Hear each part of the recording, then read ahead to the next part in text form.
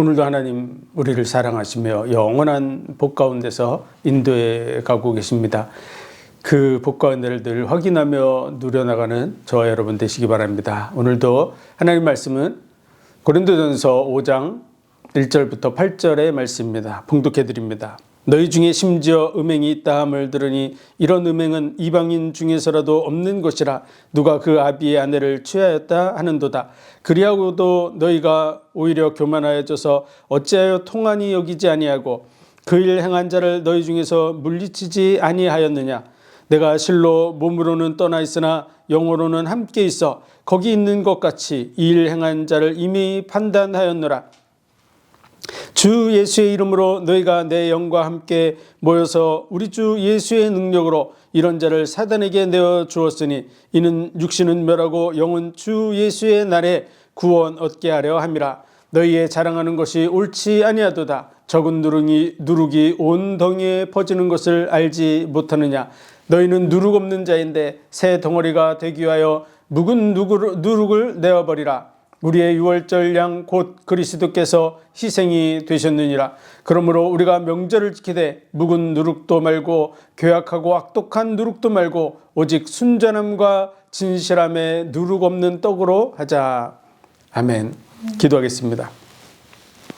하나님 은혜와 사랑과 복 주신 감사합니다. 이 시간도 주의 은혜와 사랑 속에 우리를 부르시고 인도해 가신 감사합니다. 늘 범사에 감사하며 주께 영광 돌리는 우리의 삶이 되게 도와주시고 또 복음을 온전하게 깨닫고 많은 영혼들을 인도해 나가는 우리의 삶이 되게 하옵소서. 모든 영광을 주님 받으시기 원하며 예수 그리스도 이름으로 감사하며 기도하옵나이다. 아멘. 고린도 교회, 우리가 고린도전서를 통해서 고린도 교회의 모습을 보고 있습니다. 고린도 교회는 어떤 교회라 그랬죠? 건강하지 못한 어떤 모습들을 많이 보여주는 그런 교회입니다. 그런 교회이지만 하나님께서는 그래도 고린도 교회를 사랑하고 또 인도하고 계신 줄 믿습니다. 그래서 바울은 너희를 견고케 하실 것이다. 예수 그리스도께서 견고케 하시고, 그리고 예수 그리스도와 교제케 하는 하나님은 믿으신 하나님입니다. 믿을 수 있는 하나님입니다. 고린도 교회의 모습, 여러 가지 많은 문제들을 가지고 있지만 그 문제들의 모습은 곧 우리들의 모습입니다. 우리들의 연약한 모습이고, 모든 교회들이 처음부터 완벽한 그런 교회는 하나도 존재하지 않는다. 다 부족하고 문제를 가지고 있습니다. 그렇기 때문에 그 안에서 우리가 바라봐야 되고요. 그렇다 그래서 그 잘못된 것을 끝까지 가지고 가라, 그런 의미로 얘기하는 것은 아닙니다. 그들과 함께 가야 되지만 정말 그리스도의 복음 안에서 하나가 되고 말씀 안에서 하나가 되는 그런 교회로 세워져 가야 될 줄로 믿습니다. 그래서 같은 말, 같은 마음, 같은 뜻으로 합하라고 하는 말은 고린도전서에서 굉장히 중요한 것이다.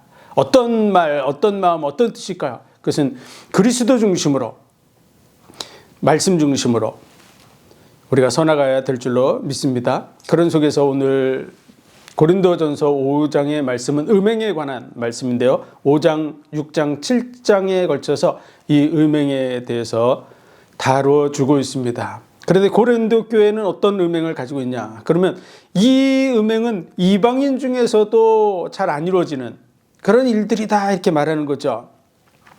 너희 중에 심지어 음행이 있다 함을 들으니 이런 음행은 이방인 중에서라도 없는 것이라. 누가 그 아비의 아내를 취하였다 하는도다.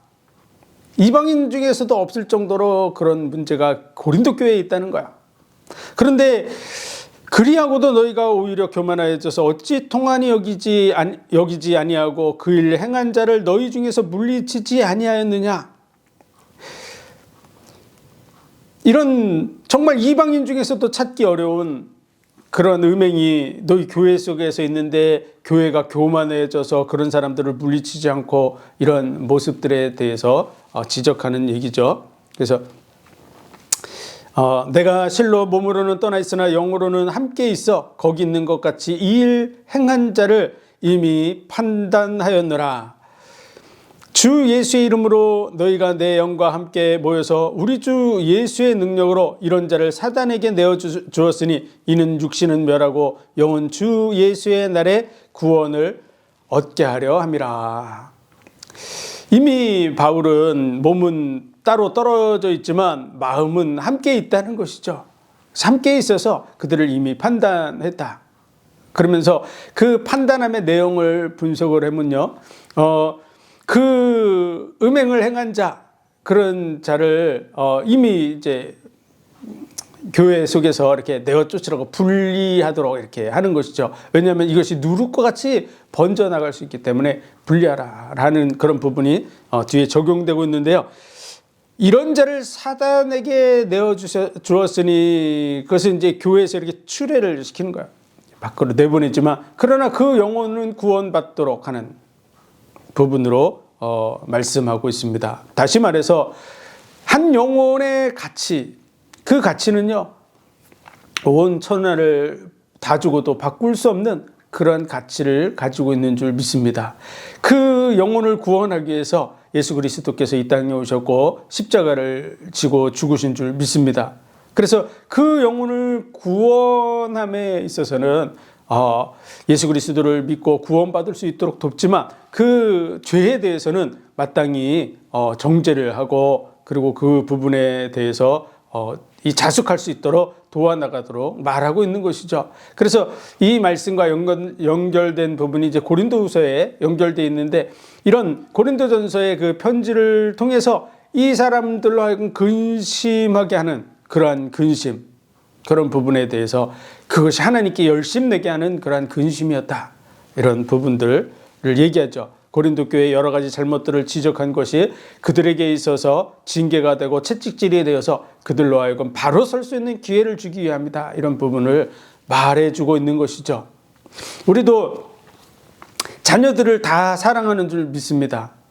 그러나 그 자녀가 잘못했을 때 그 자녀의 잘못에 대해서 징계하고 채찍질하는 건 당연한 거라 그 말이야.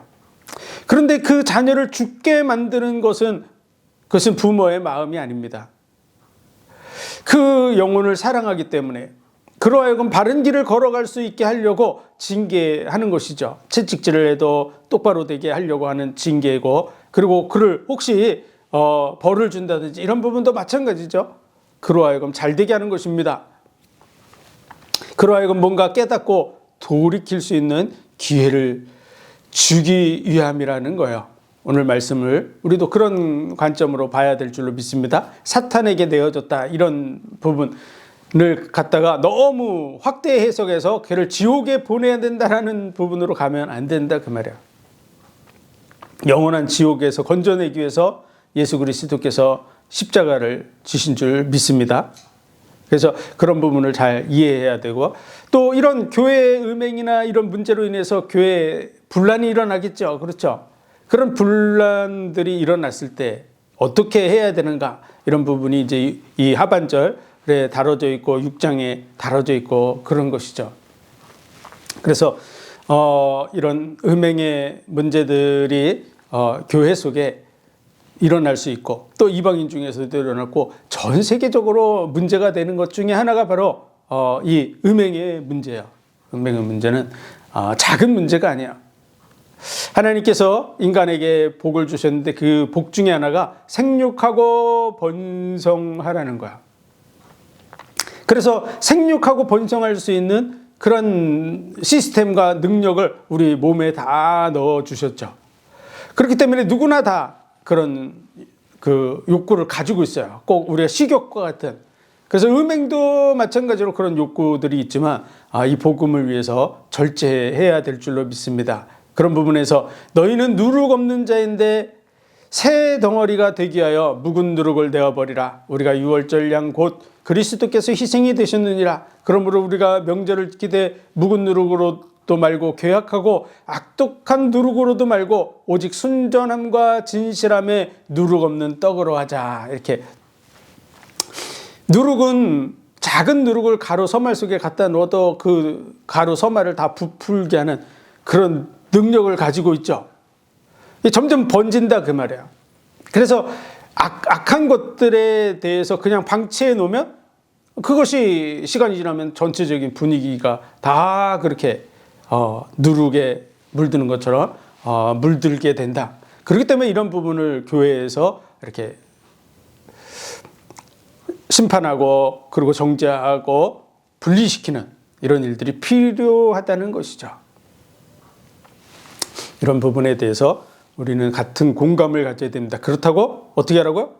완전히 남처럼 이방인처럼 그렇게 취급하지 말라는 거야. 우리 모든 사람들이 다 비슷비슷한 줄 믿습니다. 예수님께서 계셨을 때도 어느 날 가늠한 여인을 붙들고 왔죠. 그리고 그 여인을 붙들고 온 사람들이 다 돌멩이들을 하나씩 들고 왔어요. 그래서 누가 먼저 돌로 치리까? 이렇게 예수님께 물은 것이죠. 그랬더니 예수님께서 땅바닥에 뭔가 이렇게 쓰시고 죄 없는 자가 먼저 돌을 들고 치라 그랬어요.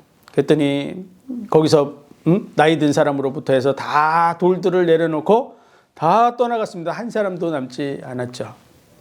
그리고 예수님과 그 여인 두 사람만 남았는데 예수님도 나는 너를 정죄하지 않겠다. 그 자리에서 돌을 들고 칠 수 있는 유일한 사람은 사실은 예수님이셨어요.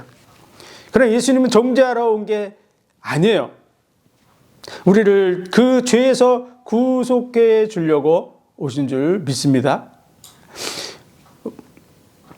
우리가 예를 들어서 그 가늠한 여인이 내 자녀라든지 뭐 이렇다 그러면 어떻게 하겠어요? 내가 돌을 들고 치겠어요? 그거는 만약 돌을 들고 친다 그러면 그건 부모가 아니에요. 그를 돌로 때려 죽이기 위해서 돌을 들고 친다. 그건 부모의 마음을 가진 게 아니에요. 뭔가 악한 자의 마음을 가지고 있는 거죠. 다른 목적을 위해서 뭔가 자기의 명예 뭐 이런 걸 위해서 자식을 죽인다. 이게 말이 안 되는 거죠. 우리의 죄와 허물을 짊어지러 오신 분, 그분이 바로 예수 그리스도인 줄 믿습니다. 우린 그리스도의 마음을 품어야 돼요. 예수님께서 왜 죽었냐? 왜 십자가를 지고 죽을 수밖에 없었을까요? 우리가 예를 들어서 내 죄 문제를 다 해결할 수 있다면, 아니면 일부라도 해결할 수 있는 사람들이 있다면 그들을 구원하면 되잖아요. 뭔가 그런 죄 없는 자들을 선별해서 죄 없는 자들을 구원하면 되겠지만 그 죄를 없앨 수 있는 전혀 죄가 없는 그런 존재는 지구상에 존재하지 않는다는 거야. 의인은 없나니 다 치우쳐 죄인이라고. 그 혀로는 속임을 베풀고 입술에는 독이 있고 그 발은 피 흘리는 데 빠르고 하나님을 찾는 자가 있는가 보신즉 하나도 없고 다 악에 치우쳐서 하나님의 영광에 이르지 못하고 있다고 성경은 분명히 말하고 있습니다. 우리는 그 자리에 들어있지 않습니까? 우리의 속사람을 너의 마음과 생각을 감찰한다고 히브리서 4장 12절에 되어 있거든요. 말씀은 우리의 마음과 생각까지도 다 감찰한다 그러면 우리는 하나님 앞에 당당하게 설 수 있습니까? 아무도 설 수 없죠. 우리의 연약함 때문이기도 하지만 원수마귀의 그런 유혹에 빠지면 우리는 넘어질 수밖에 없어요.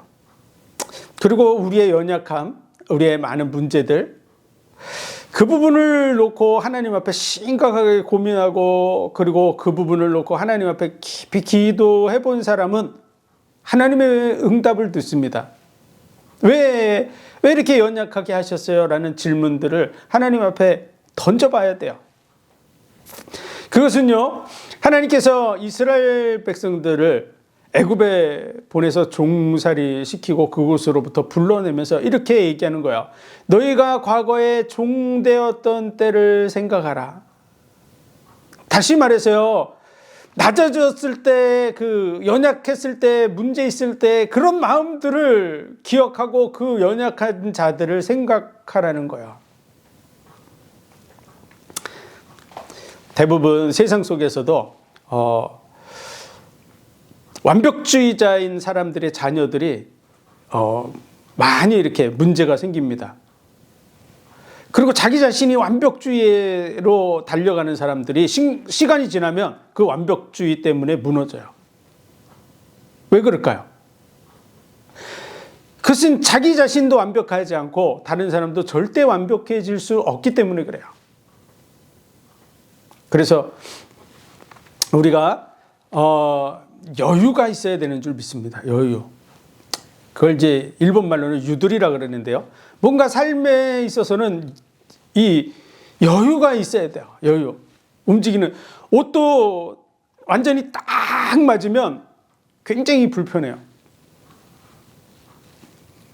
우리가 어떤 부분을 해 나가는 데 있어서 아주 움직일 공간도 없고 틈도 없어요. 그러니까 쇠꼬챙이도 들어갈 수 없는 그런 빡빡하게 늘 살아간다. 시간 타임도 1분 1초도 안 틀리게 딱 맞춰서 살아간다. 그러면요, 그 사람하고 같이 못 삽니다. 옛날부터 너무 맑은 물에는 물고기가 살지 않는다고 그런 표현이 있듯이 우리는 그렇게 살 수 있는 존재가 아니에요. 우리는 연약하고 부족한 줄 믿습니다. 그래서 사랑은 허다한 허물을 가리우느니라 이렇게 표현되어 있죠. 그렇죠? 허물을 가리울 수 있는 것은요, 그만큼 포용할 수 있는 그런 여유 공간이 있기 때문에 그런 거야. 마음의 여유 공간. 근데 율법은 여유가 있습니까? 없습니까? 오늘날 보면은 법이 점점 강화되고 있어요. 그래서 법으로 뭐든지 다 통제하려고 그래요. 법으로. 그래서 신호등도 지금 보면은 신호등마다 이 부분을 카메라를 달고 촬영을 하고 속도도 지금 제한을 해가지고 이렇게 하는 부분이 있는데 나중에는 이제 인공위성으로 다 체크해가지고 할지도 모르죠. 그러면 사람이 살기 좋으냐? 그렇지 않습니다. 너무 빡빡하면요, 사람이 숨 쉴 그런 공간이 없기 때문에 살기 굉장히 불편합니다. 법으로 모든 부분을 다 통제해서 하려고 하는 이런 부분은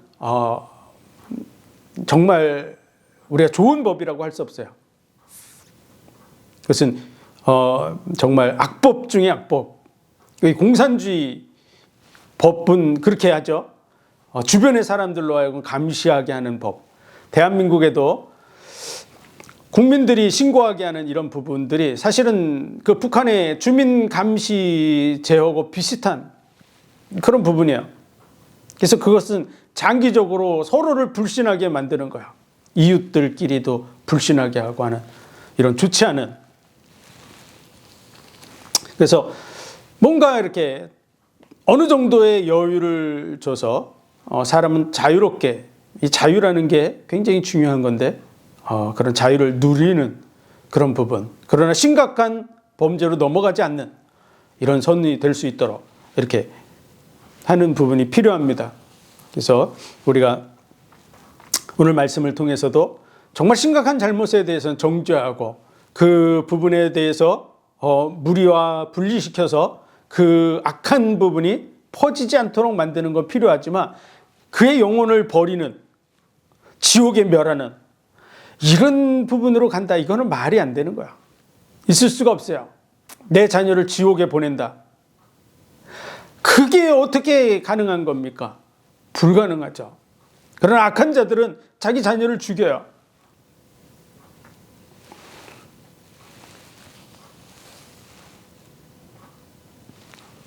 하나님의 말씀을 잘 분리하고 분별해야 될 줄로 믿습니다. 우리의 죄와 허물을 담당하시고 대신 죽으러 오신 분이 예수 그리스도예요. 우리는 그리스도의 마음을 품어야 돼요. 많은 분들이 예수님의 마음을 모르는 것 같아요. 예수님의 마음을.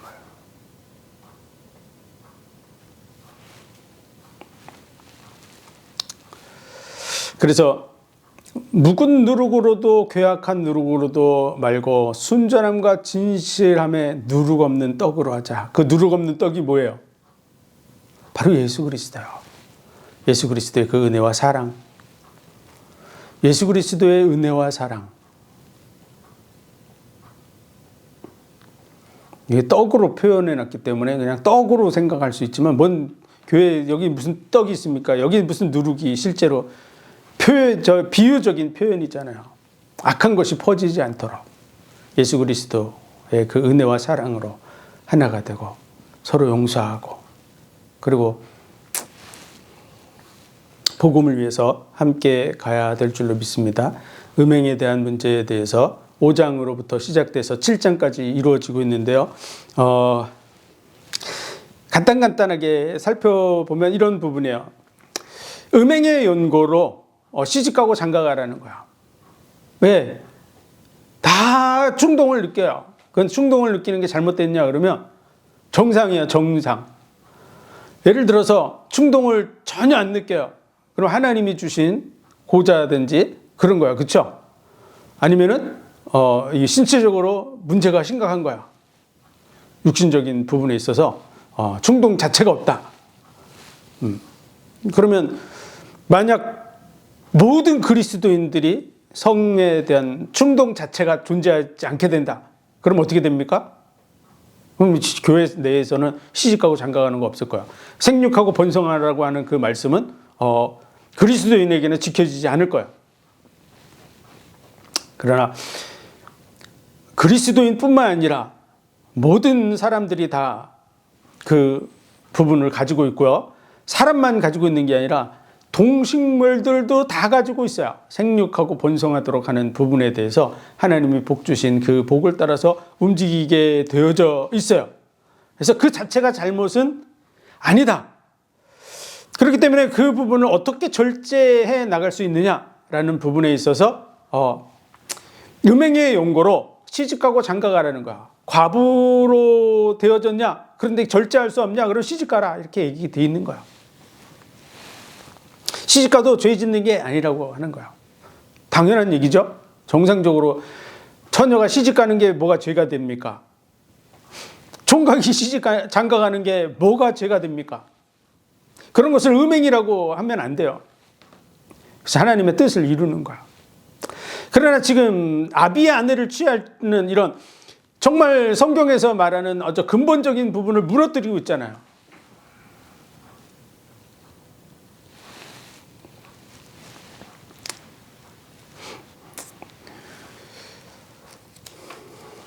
어쨌든 5, 6, 7장이 음행에 대해서 그럼 어떻게 해야 되나 이런 부분에 대해서 다루고 있는 부분이다라는 걸 알고 그런 관점에서 우리가 봐야 될 줄로 믿습니다. 그래서 우리가 이 부분을 잘 이해하지 못하면 어떻게 되냐면요. 많은 사람을 정죄하게 돼 있어요.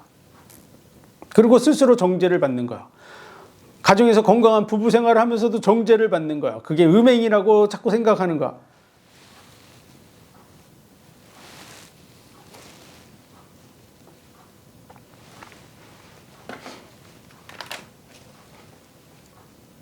지극히 정상적인 것은 정상적인 부분으로 인정해주고 그들로 하여금 바른 길을 갈 수 있도록 돕는 저와 여러분이 되시기를 주의 이름으로 축원드립니다. 기도드리겠습니다. 하나님 은혜와 사랑 복 주신 감사합니다. 많은 연약함과 문제들을 가지고 있는데 이 문제들을 인해서 교회가 무너지거나 또 가족관계가 무너지거나 하는 이런 일들이 벌어지지 않게 도와주시고 건강하고 정말 아름다운 그런 교회와 가정들을 이루어갈 수 있도록 하나님께서 함께하여 주시고 이 부분에 지혜를 주시고 또 절제할 수 있는 은혜를 베풀어 주시고 필요한 모든 부분들을 잘 이해해서 주변의 많은 사람들로 하여금 예수 그리스도를 믿고 구원받고 삶의 변화를 누려나갈 수 있게 하여 주옵소서. 모든 영광을 주님 받으시기 원하며 예수 그리스도 이름으로 감사하며 기도하옵나이다. 아멘.